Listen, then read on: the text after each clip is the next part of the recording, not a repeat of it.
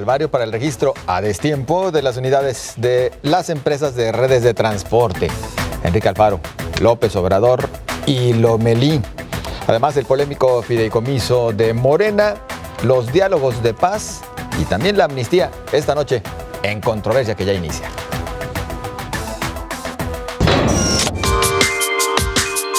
El número de autos adheridos a las plataformas de transporte retomó su actual dimensión con la medida gubernamental de registrar a los solicitantes. Se trata de más de 25,000 unidades. A todos ellos se les venció el plazo el 15 de julio, tras un año de término y 2 prórrogas. En 7 días son casi 400 los infraccionados, 2 de plataforma por cada taxi. La mayoría son de Uber. Esto provocó que dueños de autos se volcaran a realizar el trámite. La autoridad fue rebasada. Mostró falta de planeación para solventar la atención a los requisitos que ellos mismos fijaron. El momento de colapso vino con el cierre por más de 2 horas del Periférico Norte para exigir mayor rapidez en el trámite. La autoridad prometió multiplicar el número de empleados para atender la medida. Los operativos continúan. A destiempo, con problemas, conflictos y, como siempre, afectado el resto de la ciudadanía. Así damos comienzo en Controversia. Saludo a mis compañeros que hacen posible este espacio. Sonia Serrano, muy buenas noches. ¿Qué tal? Buenas noches. Rubén Martín. Saludos a la audiencia y saludos a todos aquí en el foro. También saludamos a Julio Ríos. Muchas gracias, José Ángel. Bienvenido. Gracias. Jaime Barrera, buenas noches. Buenas noches, José Ángel. Buenas noches a todos. Bueno, pues vaya situación la que se ha vivido con estas empresas de plataformas, este servicio de transporte vía plataformas digitales. Yo no sé si es problema realmente que se le tenga que achacar a la autoridad por no fajarse los pantalones a tiempo y por muchos más, pero la verdad es que sí amerita hasta el manotazo, me parece, ya en estos instantes. Pues la dejaron correr, ¿no? Digo, a la autoridad le faltó en su momento hacer valer la convocatoria, que la sacaron la primera vez por allá de diciembre de 2016. Entonces, pues dejaron que incumplieran. Hubo un abierto desafío siempre de la empresa líder de redes de transporte, como lo es Uber, que incluso se amparó para evitar el registro de lo que ellos llaman socios, ¿no? Y si recuerdas, tienen un acercamiento con las empresas de redes de transporte cuando se empiezan a dar episodios de inseguridad en autos de estas plataformas, ¿no? Un caso que se dio en Puebla, tengo entendido, no con un coche de Uber, sino con otra empresa. Y bueno, eso hizo ver la necesidad por seguridad de tener un registro y saber cuántos coches estaban circulando y tener pues ahí como una relación de los coches que dan este servicio, ¿no? Creo que hubo un desafío a la autoridad abierto que hasta estos momentos y con el operativo que empezaron a sacar hace 2 semanas, pues forzaron a que se diera este registro y que incluso hubiera como una inconformidad de los propios operadores con la empresa, ¿no? Hoy platicábamos eso con algunos de ellos y bueno, el tema es que ahora habrá que ver qué hace la autoridad para hacer que la calidad del servicio se recupere, porque lo que ofrecían estas empresas, estas plataformas, al principio totalmente se perdió. Yo creo que se notó incluso en el respaldo social que antes el usuario le daba a ese tipo de empresas cuando llegaron hace 4 o 5 años a lo que se registra ahora, ¿no? Que hay un malestar, una mala evaluación del servicio que dan estas empresas. Ojalá que este registro sirva para poder controlar más y que lo que cobran lo desquite, ¿no? Que cumplan lo que dice la nueva ley de movilidad. Hoy comentaba un servidor en otro espacio que prácticamente estamos ante una empresa fantasma, Sonia. No sé si coincidas realmente que, bueno, al final de cuentas Uber entonces nos demuestra, pues cierta falta de compromiso hacia sus llamados socios y hacia la ciudadanía, hacia los usuarios de este transporte. Hay una combinación de las dos cosas, de la falta de autoridad. Jalisco hace tiempo que no tiene autoridad en materia de movilidad. Ha visto, la Secretaría de Movilidad ha fungido más bien como el intermediario para hacer negocio, llevar el negocio de los registros, llevar el negocio de las tarjetas, es decir, nunca habido un interés por parte de la Secretaría de Movilidad de una regulación integral del transporte. No lo ha hecho con los taxis tradicionales, no lo ha hecho con los camiones, por supuesto que no lo va a hacer con las otras alternativas que han ido surgiendo de transporte. ¿Por qué son posibles empresas como Uber? Porque existe la necesidad. Todos los que usamos, yo uso casi todos los medios de transporte, pero entre ellos los de las plataformas. ¿Por qué lo haces? Porque te brinda mayor seguridad, porque es un transporte mucho más exacto, que al momento que lo necesitas puedes pedirlo. Luego hubo, desde que se plantea la legislación, algunas cosas que creo que han ayudado también a que el servicio sea malo. Si tú usas Uber, por ejemplo, en otras ciudades del país en donde el pago no es en efectivo, el servicio es mejor. Creo que ese ha sido un punto clave para el mal servicio, porque al no llevar el registro con respecto a las tarjetas de débito o de crédito, los sistemas de pago electrónicos, el margen de que se cometan delitos, de que haya irregularidades es mayor. Era un buen mecanismo de control el tema de los pagos digitales. Y la otra parte también es, pues, en este desorden y en esta ciudad, en este estado en donde cada quien hace lo que le da la gana, pues Uber también lo hizo. ¿Por qué se iba a someter a las reglas si no había operaciones de revisión, si era una medida prácticamente recaudatoria y si además no había ni siquiera claridad con respecto a los requisitos? Todo esto que se decía si se debía cumplir o no, y que después el secretario de Movilidad dijo que era mentira, que estaba pidiendo requisitos extraordinarios.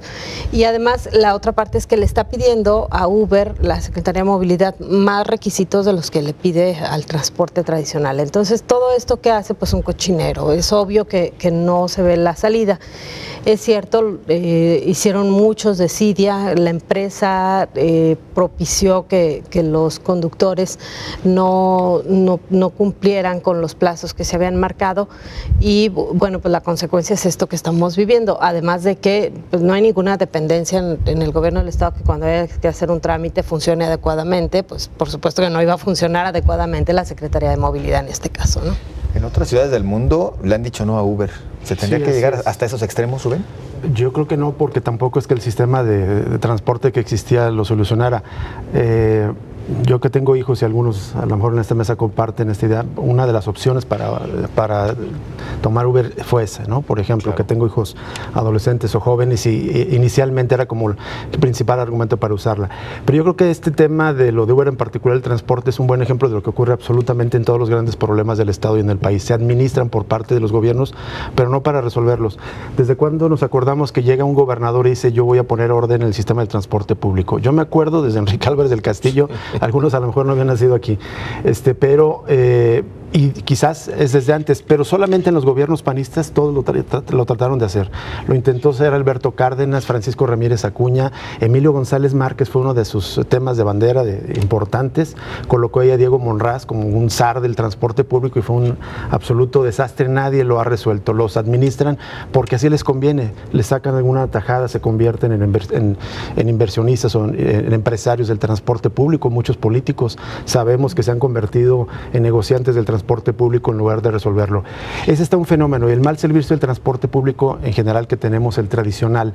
El otro es lo que significa Uber en términos de una empresa, de un servicio en esta modernidad de las tecnologías.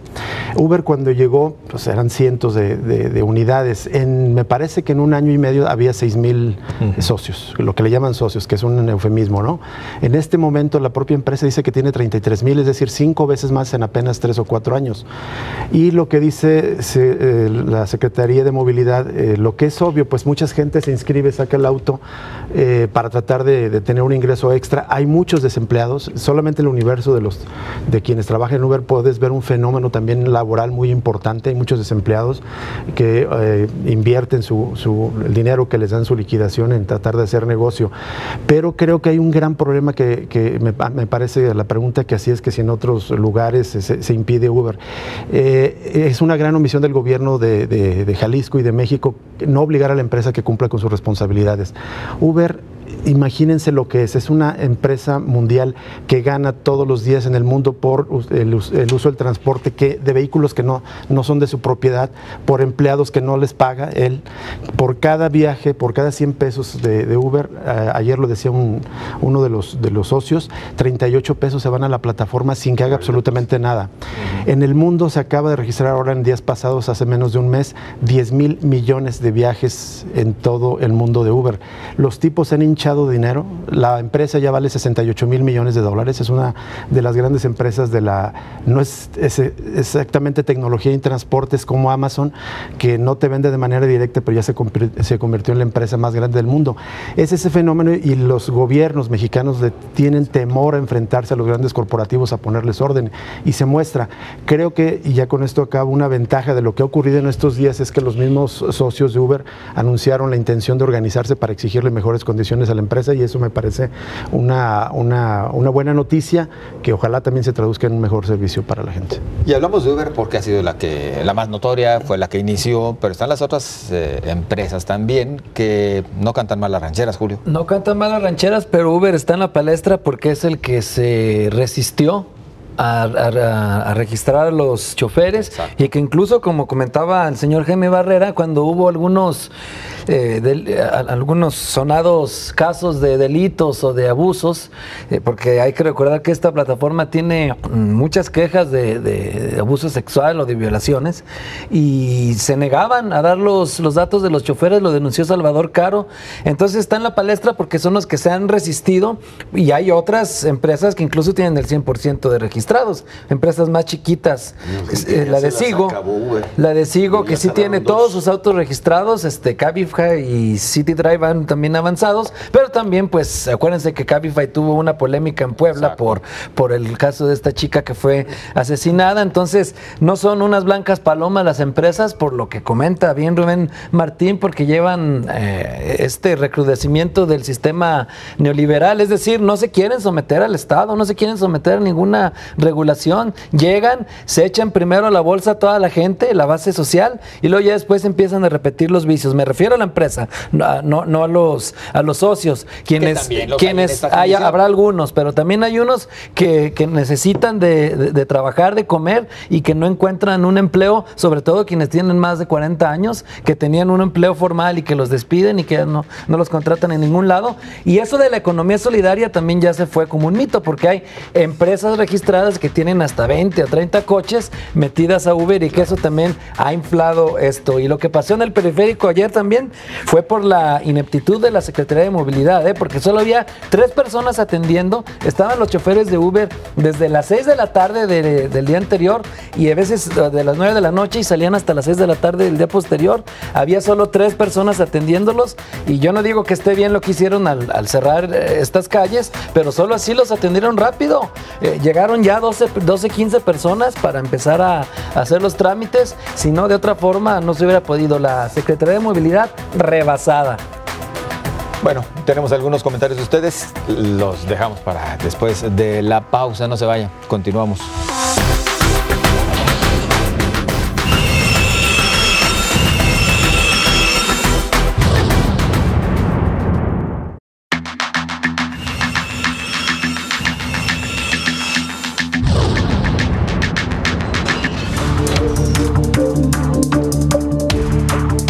Desde que se conocieron los primeros resultados electorales y federales, se dio por un hecho la necesaria cicatrización entre Alfaro y Andrés Manuel López Obrador.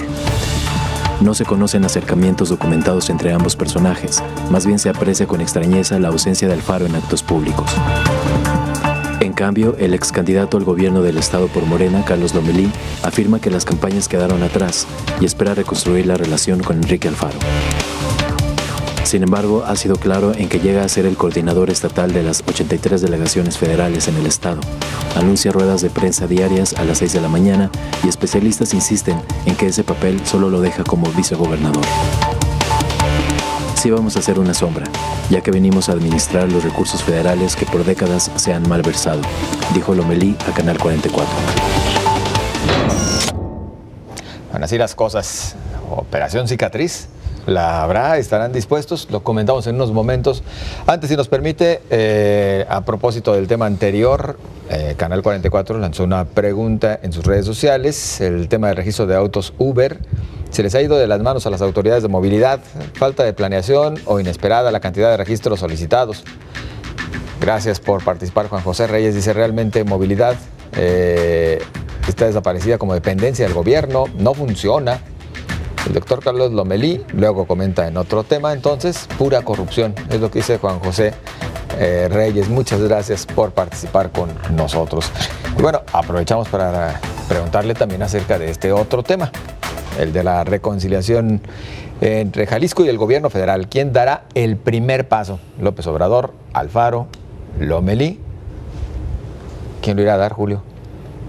Pues sin duda sí, hasta parece que hay que ser quiniela, ¿no? Porque las declaraciones de Lomelí no han sido así como que muy conciliadoras. Sí, Jaime habló con él, y también me tocó estar en una entrevista donde sí se mostró muy, en este caso, muy echado para adelante, pues muy en su posición, ¿no?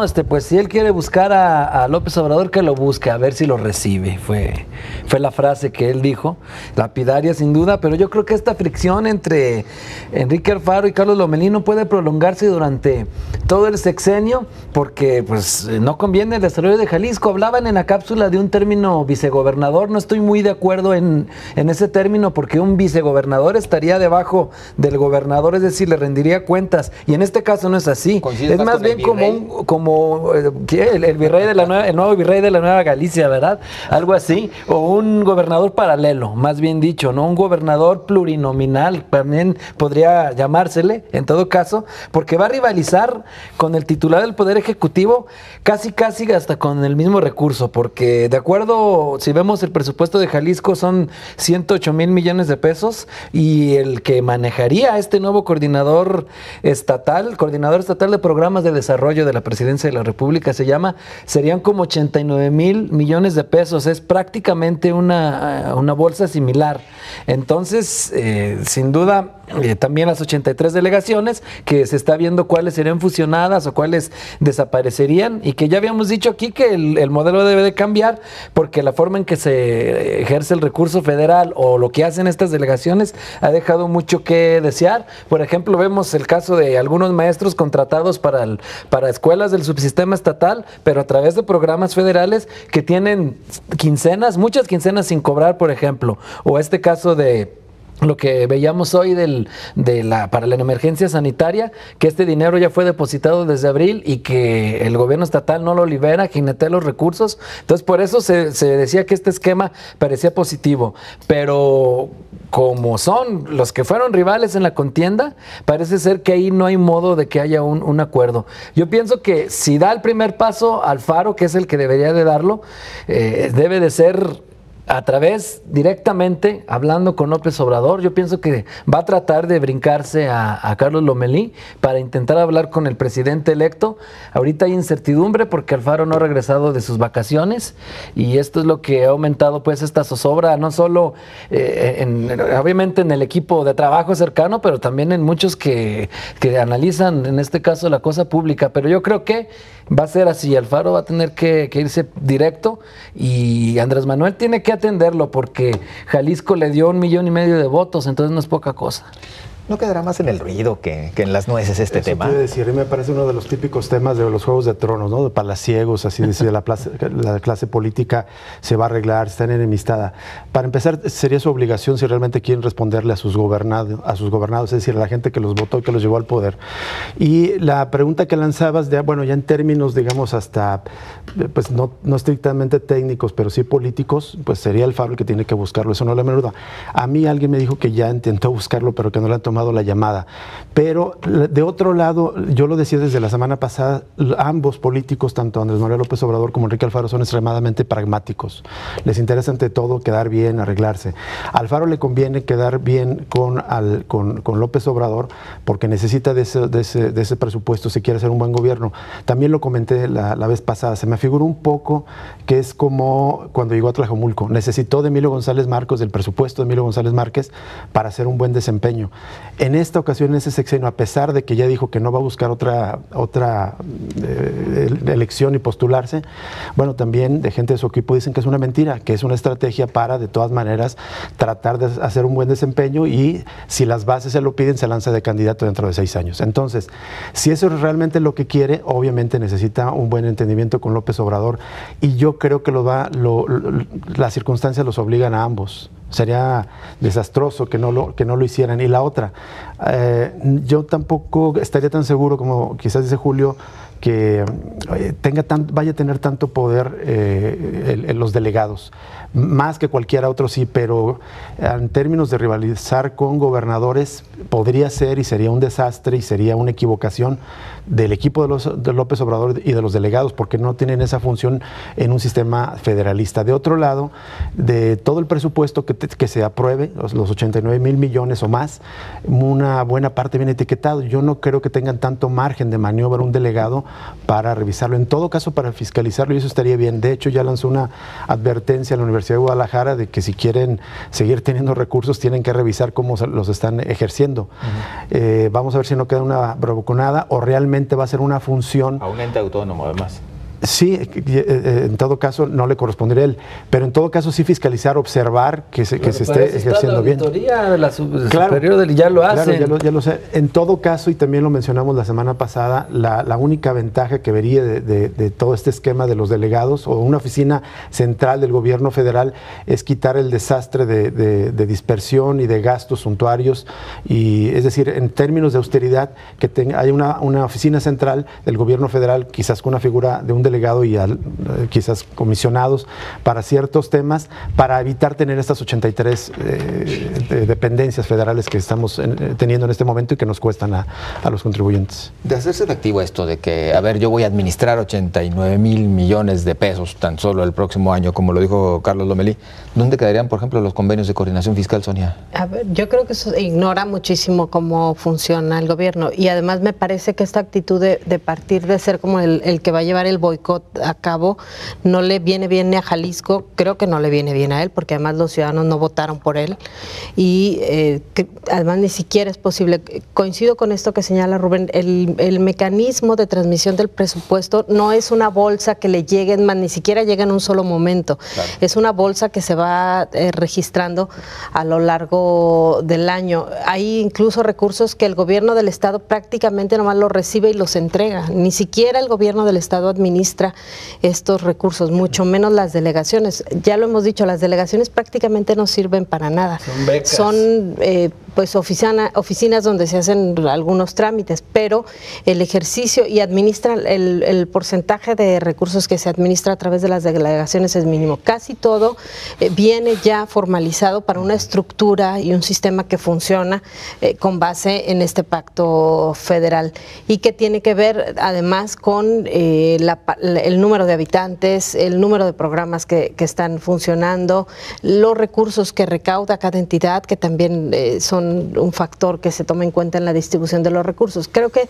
en términos generales, Carlos Lomelí lo que le está demostrando es que ignora por completo cuál es el funcionamiento en el ejercicio del presupuesto. Y también coincido con Rubén en esta parte que de pronto, yo no sé si en realidad ha sido tanto o da para estar discutiendo tanto este tema de si se van a llevar bien Enrique Alfaro y Carlos Lomelí. Tendría que ser un tema que no... Que fuera secundario, que no le importara a los medios de comunicación, porque Carlos Lomelí formalmente no tiene ningún cargo. Él puede estar todo lo enojado con Enrique Alfaro y puede no estar de acuerdo en la forma en que actúa, pero pues ahí está lo que dijeron los ciudadanos en las urnas, es el gobernador electo, y una vez que termine sus vacaciones seguramente veremos cómo va a ser para acercarse al presidente. Esa relación se tiene que dar, es una relación institucional, y además los ciudadanos debemos exigirles que esa relación se dé.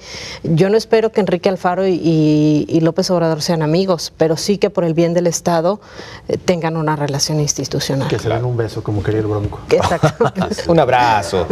Besos pidió también al final. A ver, yo creo que va a ser muy importante lo que plantee Alfaro a su regreso. Lo que hay que decir es que pues le dejó la plaza libre a a Lomelí, pues él anda ya de vacaciones, y el que ha estado hablando y el que ha estado planteando la función que él cree que van a tener los coordinadores estatales, es la que ha estado diciendo, pero ayer me lo decía, se está definiendo el alcance, la responsabilidad, si va a ser necesaria hacer una reforma a la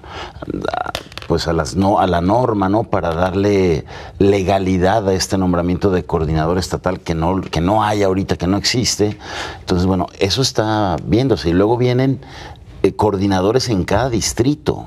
O sea, estamos ante una visión de presidencia fuerte que quiere desempeñar Andrés Manuel López Obrador, y tener a representantes administrativos, pero también políticos en todo el territorio del país.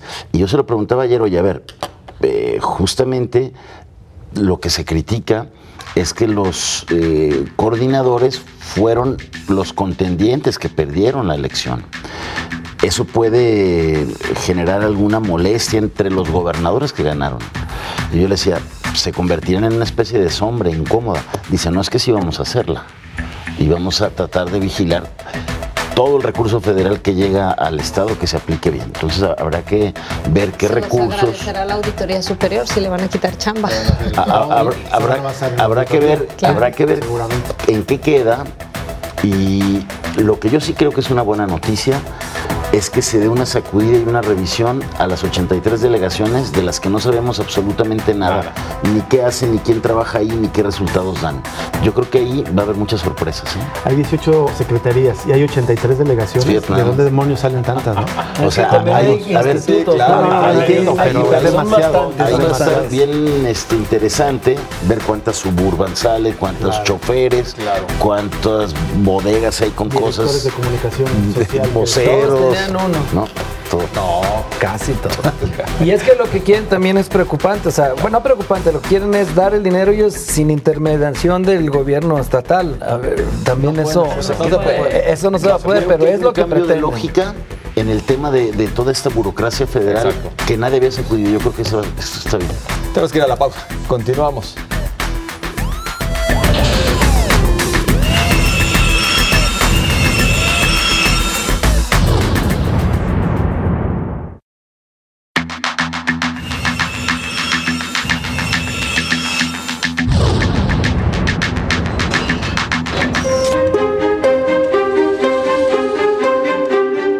El desencuentro entre el INE y Morena, particularmente con AMLO, no tiene que ver con un cuestionamiento legal de los resultados y la elección del presidente.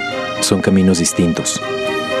El ríspido pleito entre el organismo electoral y de Morena, personalizado en AMLO, tiene un matiz extralegal que muchos han calificado de revancha, pero que de acuerdo al consejero Marco Antonio Baños, aquí no se trata de vilezas, se trata de evidencias, se trata de pruebas y documentos. Recuerda que hay un video donde se ve que las personas se forman una y otra vez ante un cajero automático para hacer los depósitos de hasta 50,000 pesos. Para muchos, el Instituto Nacional Electoral acreditó debidamente los 78.8 millones de pesos que entraron para el fideicomiso por los demás, que tenía como objetivo ayudar a los damnificados de los sismos del año pasado. Se ha demostrado que 44.4 millones de pesos fueron de aportaciones en efectivo de origen desconocido. Esto trajo como consecuencia una multa de 197 millones de pesos, aprobada al interior del Consejo del INE, con 10 votos a favor y 1 en contra. La resolución fue impugnada y la última palabra la tendrá el Tribunal Electoral. Y a propósito de este tema que estaremos abordando ya en este bloque, se pregunta a ustedes cómo debe actuar López Obrador ante la amonestación del INE hacia Morena con respecto al fideicomiso por los demás. Pero antes, los comentarios de ustedes a propósito de lo que ya platicábamos en el anterior bloque, la reconciliación entre Jalisco y el gobierno federal. ¿Quién dará el primer paso? ¿AMLO, Alfaro o Lomelí? Y sus comentarios, Leticia Aguilar dice, no nos conviene la reconciliación, necesitamos que Alfaro trabaje, no robe, no invierta en tonterías, no nos llene de departamentos, no destruya nuestras áreas verdes, nos deje trabajar sin robarnos con empresas ladronas y que la autoridad nos proteja, por favor, no sean amigos. Les dice Leticia, gracias. Rochi Diegues, así se firma en Twitter, ¿Qué necesita la partida federal? ¿A quién necesita la partida federal? Ahí está la respuesta. Gracias. Miguel Ángel Gómez, para Jalisco es fundamental que se la lleven bien estos tres. No importa quién dé su brazo a torcer, como decía mi abuela. Gracias, Miguel Ángel, por su participación. Y bueno, ya vamos al asunto del fideicomiso. Hoy nada menos se ofreció también rueda de prensa sin oportunidad de preguntas por parte de los compañeros de los medios de comunicación en el INE. Y ahí lo que señalaban es que, bueno, pues sí existen elementos para sancionar, al menos en esa parte se sostienen, y también advierten que lo que ahí se discute y se determina no tiene que ver con interés político alguno, sino simplemente con cumplir con la función de este órgano electoral. Sonia, ¿les van a tumbar esa la nota? A ver, creo que con Morena pasa lo mismo que con el resto de los actores políticos. Cuando se trata de fallas o errores que cometen, de inmediato se escudan en el posible conflicto político. ¿Qué es lo que hay detrás de este fideicomiso? Hay irregularidades, hay falta de transparencia, hay actuaciones indebidas y quizá podría haber hasta delitos si se pudiera hurgar y si se llegara hasta, ahora sí que como dicen los políticos, hasta las últimas consecuencias. Creo que el INE ha tratado de ser muy cauto justamente por esto. Se trata ya del presidente virtual electo. Ha habido señalamientos que como de no se preocupe, esto no va a modificar el resultado, tiene que ver solamente con la multa. Me parece que una buena manera de Andrés Manuel López Obrador y del partido que lo postuló de demostrarnos que las cosas van a cambiar es que cuando los delitos y las fallas las cometen los militantes y los integrantes de este partido, también tiene que haber sanciones en la proporción en que se cometió una falta. Por supuesto que hay un ingrediente en el que los adversarios políticos de López Obrador podrían magnificar o pueden utilizar este tema del fideicomiso, pero es evidente que el fideicomiso tuvo un fin diferente al que fue diseñado, que era ayudar a los damnificados, y terminó siendo parte de este tipo de movilizaciones que tienen los partidos políticos para comprar voluntades o para tratar de que la gente vaya a votar. Yo no sé qué tan significativo sea en el resultado, me parece que no, pero sería un muy buen principio de Morena y de López Obrador demostrar que cuando las faltas se cometen en este equipo, también tienen que ser sancionadas. En el mejor de los casos tendríamos que decir no hagas cosas buenas que parezcan malas. Así es, digo, hay que acordarnos en qué contexto había en aquel entonces. Fue cuando estaba el tema del excesivo financiamiento de los partidos políticos, que había voces que pedían que los partidos debían de bajar su gasto. Todos los partidos decían que sí en el Congreso la discusión, pero nadie le entraba de verdad. Cuando vienen los sismos del 19 de septiembre, muchos dicen pues hay que dar parte de las prerrogativas a los damnificados. Entonces, aquí el tema es que hubo procedimientos a todas luces ilegales como para darle la vuelta a los recursos, como hacer parecer que el partido ayudaba a los damnificados y de alguna manera tener un retorno. Habrá que ver, y eso le va a tocar al tribunal. Creo que también ya le dieron parte a la PGR y también tendrá que investigar si esta sospecha que tiene el INE está suficientemente acreditada, ¿no? Hay una prueba contundente que decías de este video donde se está viendo sacar a puro militante de Morena el dinero, ¿no? Entonces, bueno, habrá que ver qué sucede. Lo que yo sí creo que fue desafortunada fue esta reacción precipitada de Andrés Manuel López Obrador de llamar que era una vil venganza, de decir que él no olvida, ¿no? Como una especie de sentencia a los consejeros electorales. Creo que pierde estatura reaccionando así ante la autoridad electoral, que pues le contó los votos récord que tuvo, que fueron más de 30 millones. Y pues yo creo que también el tomarlo así y no abrir la posibilidad de reconocer algún error y corregirlo, también aboya que fue su principal discurso de campaña del combate a la corrupción. Entonces creo que hoy desde su partido, desde el partido en el poder, pueden dar una buena señal de este cambio del que tanto habla y que pues sería parte importante de esta cuarta transformación que él persigue, ¿no? Un pequeño tropiezo, un resbalón o ya la primera caída.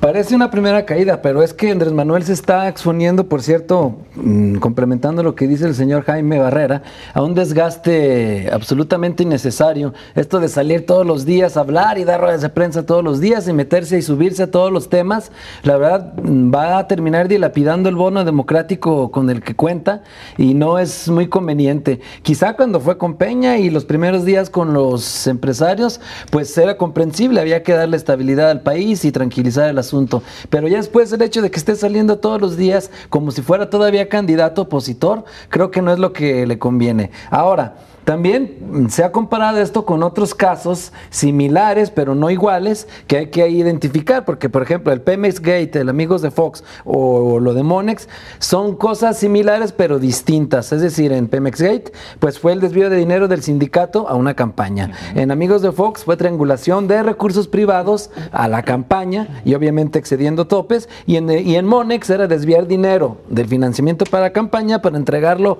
de forma en la mano a los votantes. En este caso no sabemos a ciencia cierta de dónde sale el dinero y tampoco existe evidencia a ciencia cierta de dónde va, porque nada más se queda hasta que van y lo retiran y de ahí no sabemos si realmente fue a campañas, si realmente fue a qué, a compra de votos, o también incluso si de veras fue a lo mejor algunos damnificados en cierto pues en un video dijo don Peje, don Andrés Manuel, que hay documentos de todas las personas que lo recibieron, ¿no? Podría ser que también haya ido a todo, no tenemos la certeza y ellos no hay forma tampoco de que se compruebe que sí o si no. Ahora, con estos supuestos se dice que hasta hay quien dice que se podría anular la elección porque el artículo 41 constitucional habla de que hubo dinero ilícito. Con esa lógica pues todas se habrían anulado, ¿eh? Las últimas 10 elecciones todas se habrían anulado, de la presidencia de la República y de las gubernaturas. Ahí está lo de Alfredo del Mazo, que había serias sospechas de triquiñuelas similares, no pasó nada. Y bueno, lo que sí sorprende es la inusitada rapidez del INE y que está desacreditado también, no tiene credibilidad social, y que también a ver si si van a ser hasta las últimas consecuencias de las investigaciones en esto, a ver si también lo hacen en lo de Odebrecht, que sigue congelado en la FEPADE, si esto se denuncia ante la FEPADE, a ver si también esas conductas en las que no pasó nada, también se castigan igual, porque no se está en este caso con el mismo rasero juzgando. Entonces también hay que poner esos puntos sobre las sillas. Yo veo, digamos, un contexto político y dos versiones en algunos puntos diametralmente opuestas. Entonces, lo que va a ocurrir es sencillamente se dirimen en tribunales, porque no son compatibles, pues las versiones no esas de que solamente hay diferencias como puntuales, son grandes. El contexto político es el de un triunfo para muchos sorprendente, mucho más grande de lo que se esperaba, que le dio una fuerza política muy grande. De tal manera que en este contexto político es el primer asunto que los adversarios de López Obrador de alguna manera lo toman como una manera de cuestionarle legitimidad política, como una de las primeras manchas, incluso una de sus banderas centrales, como es el tema de la corrupción. Las posturas son las siguientes. El INE dice que si hay delitos electorales, no porque se hayan comprado votos, ya dice que no hay ninguna evidencia, lo dijo hoy mismo Lorenzo Córdoba, el presidente del INE, de que se hubiera utilizado en temas electorales, pero sí de violación a la ley que rige a los partidos, lo que es Morena. Y esto es que no pueden utilizar recursos privados o públicos para regalar a los ciudadanos, porque puede ser tomado como un tema de compra de votos. De otro lado, lo que dice la gente de que participa en el fideicomiso, que si bien hay algunos miembros de Morena, no es un fideicomiso del partido, es un fideicomiso privado, que el INE incluso no tiene atribuciones para revisar un fideicomiso privado, y eso es lo que tiene que dirimir. Lo que sí veo es que no podemos creer que ahí solamente están haciendo su trabajo el INE. No podemos ser ingenuos y pensar que terminaron de manera muy eficaz y expedita este tema. Y ya mencionaste algunas veces, no vendetta, pero una intencionalidad política, no vendetta de ellos. Hay que recordar que todos los consejeros del INE tienen un padrino político. No puedes llegar a ese cargo si no tienes padrino político. Lo segundo, tú ya mencionabas lo de Odebrecht, es decir, un financiamiento a favor del PRI que no ha sido investigado desde hace 6 años. Luego, tercero, un ejemplo que me parece mucho más cercano a Margarita Zavala, al Bronco y a Armando Ríos Peter por falsificar cientos de miles de firmas, los multan con 4,000 y 5,000 pesos. Y comprar muchas firmas con recaudadores profesionales, 1,000 millones de firmas. Entonces, claramente notas que no hay un mismo rasero de los consejeros del INE para juzgar esas eventuales anomalidades de los partidos. Vamos a la pausa, ya regresamos.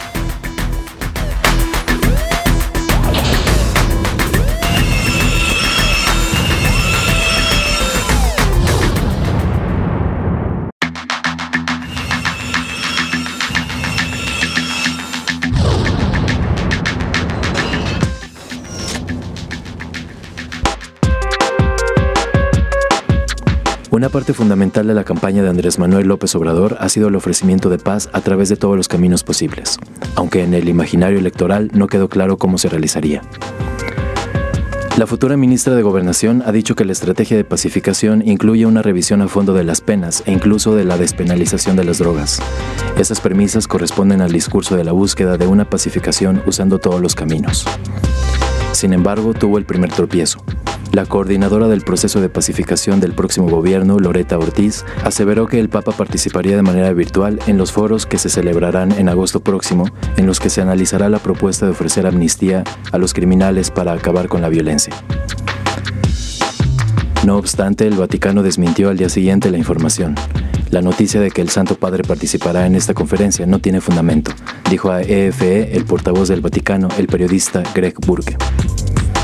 López Obrador enmendó la plana e hizo la invitación formal al Papa Francisco, donde le expresa que sería un privilegio contar con su presencia, a través de los medios electrónicos de su preferencia, y agrega, para el próximo gobierno tendrá un gran valor contar con el conocimiento de las mejores prácticas y directrices que puedan ser aplicables al contexto de nuestro país. La pacificación a consulta. Rubén. A mí me parece que de todos los anuncios, todos los programas, todas las propuestas que ha lanzado López Obrador en la campaña y ahora después de que ganó la elección y con este ritmo inusitado para un gobierno, digamos, como de transición que suele llamarse, para mí no tengo la menor duda que es el más importante porque también estoy convencido que el problema más grave de este país es la guerra. Es una guerra de los actores armados que son públicos y que son privados, que están causando una destrucción terrible y afectando a millones de mexicanos, prácticamente a toda la sociedad mexicana. Esto si lo ves en términos de los impactos de la violencia o de los distintos delitos. La última encuesta de INEGI sobre percepción de inseguridad habla de 8 de cada 10 tapatíos se sienten inseguros. Es terrible, o sea, las cifras por cualquier lado, en todas las aristas del tema de la guerra son terribles. Son ya casi 260,000 asesinatos desde que se lanzó la guerra contra las drogas. Son casi 40,000 desaparecidos con las cifras actualizadas de oficiales. La aparición de fosas clandestinas es una cosa terrible, día tras día ocurren. Y mientras una buena parte de la sociedad celebra las elecciones pacíficas, tranquilas y el cambio de gobierno, tenemos el peor pico de la guerra en toda la historia reciente del país, no solamente en estos 12 años. El año pasado, 2017, fue el año con más muertes de homicidios intencionales desde que en 1997, en aquel intento de Ernesto Zedillo también de crear un nuevo sistema de seguridad para el país, empezaron a actualizar estas cifras de manera cotidiana para todos los estados del país. En los primeros 6 meses del año llevamos 16,000 muertos. Si el ritmo sigue como va, serán más de 32,000 muertos comparado con los 25,000 que tuvimos el año pasado. Estamos hablando de casi 30%, 25-30% más.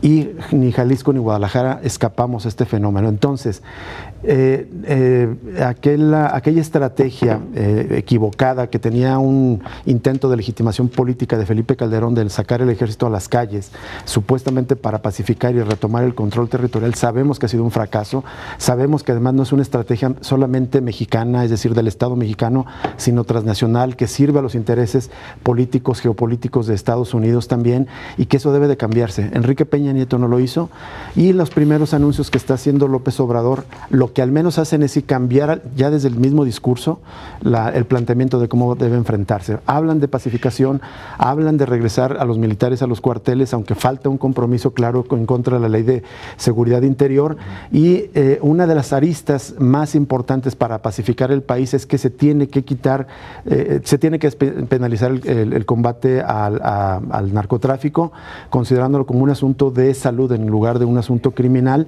y en este sentido la propuesta de legalización es muy importante, es como un componente central. De otro lado, llamar a una convocatoria amplia para discutir las mejores estrategias para pacificar tanto actores nacionales como extranjeros, a mí me parece que es necesario pensar entre todos cómo debemos hacer para detener esta guerra. Y por último, lo que diría es la respuesta que hay entre organizaciones de familiares que tienen desaparecidos y otros organismos o personajes cercanos, como es Javier Sicilia. En general se acepta, pero no de manera crítica. Hay también cuestionamientos, hay cosas que no se quiere, que han expresado los familiares de manera muy clara, aunque en términos generales están dispuestos a entrar a esta discusión que es necesaria. Para mí el primer tema de la agenda de este país es parar la guerra, evitar que nos sigan matando, desapareciendo, que tener la angustia de que alguna madre tenga el dolor y también la alegría de ir a una fosa clandestina y encontrar unos huesos, el dolor de saber que probablemente tiene alguien muerto ahí, pero la alegría de por lo menos ya no tener la angustia de seguirlo llorando, claro, y hacerle el duelo correspondiente. Es una cosa, te encuentras historias desgarradoras día a día y esto debe detenerse. Sonia. El tema de la inseguridad en México es tan complejo que la única manera de hacerle frente es justamente con todas estas variables que ha planteado el momento desde que pues está en campaña y ahora ya a partir de que se da a conocer el resultado de Andrés Manuel López Obrador. Coincido con Rubén en el sentido de que lo más importante es primero cambiar el concepto, estos 2 sexenios de ir a la guerra contra el crimen organizado, que lo único que han dejado son muertos y desaparecidos. Pero además, porque no es un asunto de ellos son los malos, estos son el crimen organizado, estos son los narcotraficantes, estos son los delincuentes, y del otro lado están todos los buenos, que es el gobierno, la sociedad, los policías. En realidad está tan entretejido el problema de la inseguridad. Yo escuchaba, por ejemplo, hoy en una entrevista que tenía Rubén con relación a las muertes que ha habido por el tema de los despojos, tema de minas, tema de playas, el tema de las tierras, los bosques, el cultivo de algunos productos que están dejando mucho más dinero, en el caso de Jalisco el tema de los berries, el tema del aguacate, y que también se han significado o están aportando una dosis grande de inseguridad, de muertos y de desapariciones. Está el tema, por supuesto, de los vínculos de algunos actores políticos con el crimen organizado. Está el lavado de dinero que está tocando de alguna manera a la sociedad, está tocando al poder. Es decir, es un tema tan complejo que pensar que se resuelva solamente con un presidente que llega y dice a partir de ahora las cosas van a ser así, se acabaron los malos. No, me parece que no. Y además otro tema importante y que se ha cuestionado mucho al gobierno de López Obrador es qué va a pasar con la presunta amnistía o quién cabe en la misma. En realidad es tan grave el problema de la delincuencia, el tema de los jóvenes sicarios, el tema de los jóvenes metidos en el narcotráfico, que no puedes pensar que toda esa gente va a ir a parar a la cárcel. Tiene que haber un esquema para ir resolviendo y generar oportunidades que le permitan a México caminar ya hacia otro lado en un tema que es insostenible, y coincido, la única manera de lograrlo es haciéndolo todos.